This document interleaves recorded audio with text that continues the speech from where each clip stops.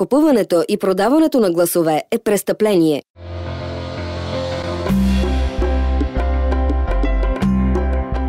Скъпи съграждани и жители на община Девин, всички ние заедно с вас сме избрали Девин, нашите села и Родопа планина за наш дом. Тук растат и учат нашите деца. Тук ние се грижим за нашите родители. Тук са нашите приятели. Доверието, което ми дадохте преди 4 години, се превърна в моята най-голяма отговорност и кауза.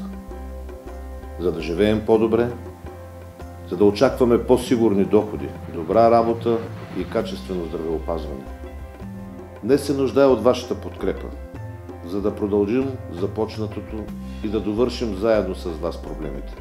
За бъдещето на Девин, за бъдещето на нашите деца, на нашите родители и на общината.